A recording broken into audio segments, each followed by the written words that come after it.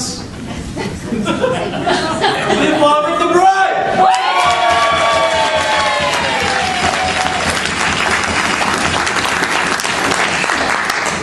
Well, hello everybody, and welcome to Rouse Hall.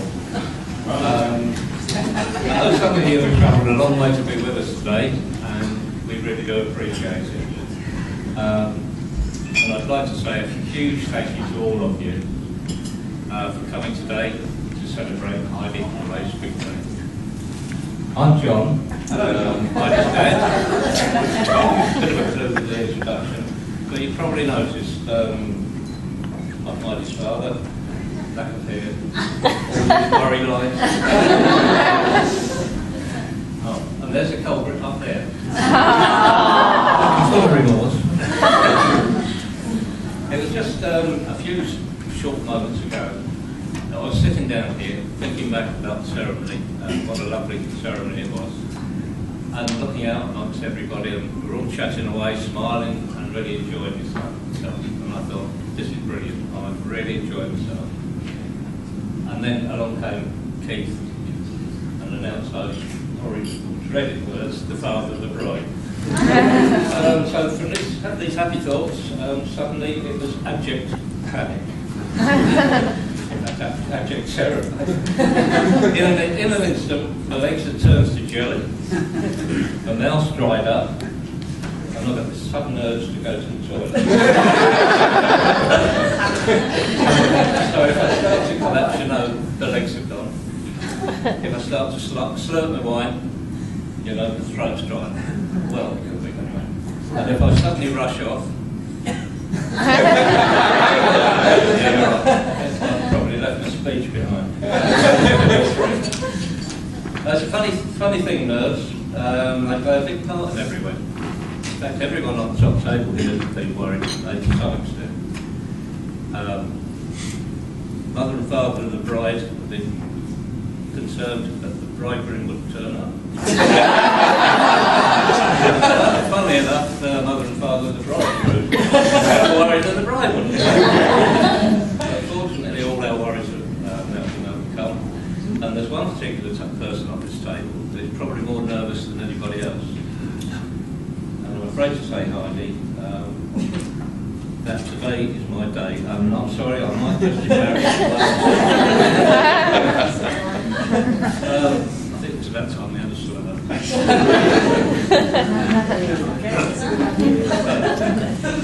Right. Well, Heidi was born 10 days late. 10 days late. Once she decided to join us, she arrived in double quick time. And from that day to this, things haven't changed much. And I was in a hurry. And I'm sorry to tell you this late, but I've got some bad news. I really do think that Heidi's skeleton in the cupboard ought to be brought out. The bad news is, and you're not going to believe it, that Heidi has actually been married once before.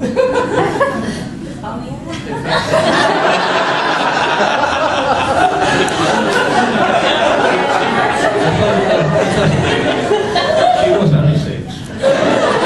Quicker at the time, as you can see, was me, with a bit more hair. And she married a Care Bear. The planner at that time was her sister Louisa, and the photographer, of course, was Mark. Right from an early age, Heidi, and right up to this day, Heidi has enjoyed cooking. I think she's probably come on a wee bit more than the early work, but thank goodness they're played. She's also has a refined artistic flair and has always liked to work in a clean and orderly fashion.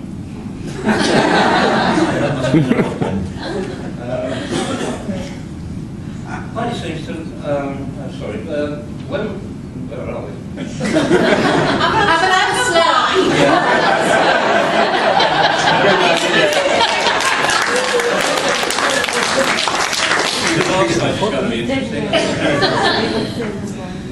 Yeah, Heidi has always been horse mad.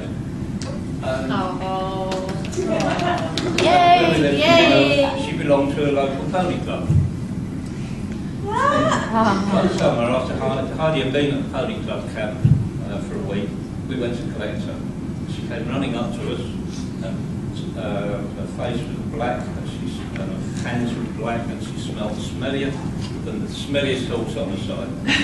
And she proudly announced, "Look, Mum and Dad, I've still got the clean towel, and I've still got the clean soap, I haven't used it." How things change.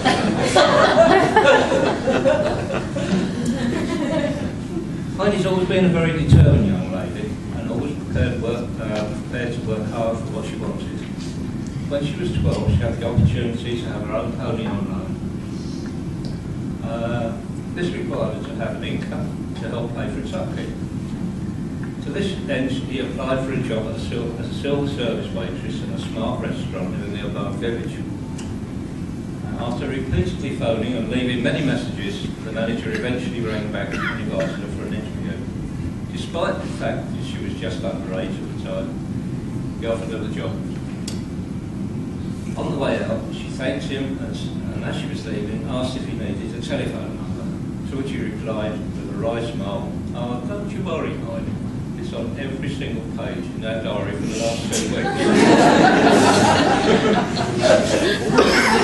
Right from a small age, Heidi's shown an interest in dentistry. Although with her Uncle Pete, who directed her in the choice of career. When Heidi had to choose work experience, Auntie Les and Uncle Pete were staying with us. And Heidi said she wanted a job that would be caring, where she would meet people and earn enough money to enable her to keep horses. Pete suggested dentistry, and the rest, they say, is history. So if there's any people amongst us today with any problems, and Heidi's treated her, Uncle Pete's your man. As most of you know, Heidi and McFaith met when they both appeared on the TV programme Blind Date. Both being shy, introverted, retiring young folk, they were well suited to this programme. Although they were on different programmes, they both fared equally well on their respective blind dates. Heidi's date turned out to be much too much in love with himself to have any room for anybody else. And I'm afraid they didn't fare much better on his day. I understand they didn't speak a word to each other on a 6-hour flight home. Fortunately though, they did find each other, and for that we are truly grateful. At this point in life, sorry.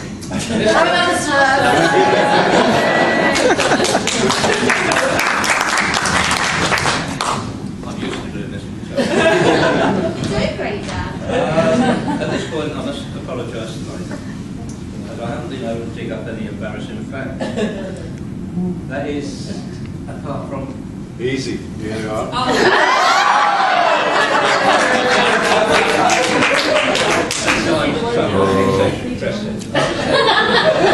That is the honeymoon year, isn't it? Yeah. Not to worry though, like, I'm sure Adam has one or two looks forward to later on. Today is a very happy day for Glenn and me. We both really like Leif, right from the day we met him, 9 years ago almost now. And our feelings haven't changed in one little bit. In fact, you just get better, mate. Now for us, however, not only have we gained a fantastic son-in-law, but we've also gained a fantastic extended family. It May's parents, Nicky and Faisal, and sister Emily and Chris. We've already shared many happy times together, and we look forward to many more. Is this slur drying up again? I can handle it. Okay, I knew this would be a very emotional time for me, giving Heidi away. She's certainly come a long way from being that grubby little urchin that we picked up at the Pony Club. Both Mum and I are immensely proud of her for all you've achieved. I think you will agree with me, she looks absolutely stunning today.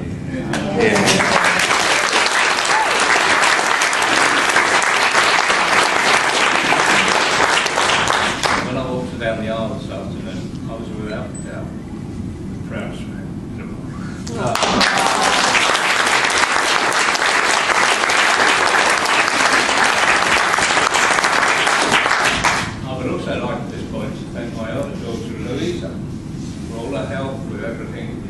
you the slideshow and making a fantastic little peak on the cake.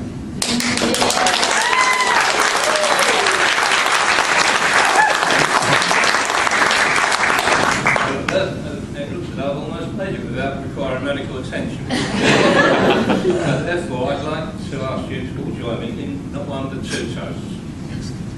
Despite the first, this is my lovely white friend. Another slur.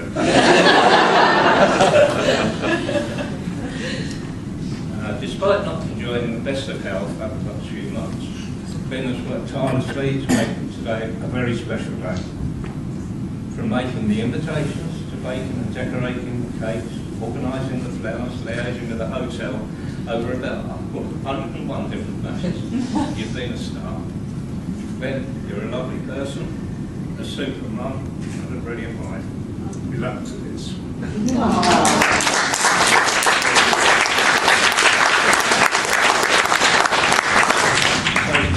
To Glenn. To Glenn. To Glenn. Thank you.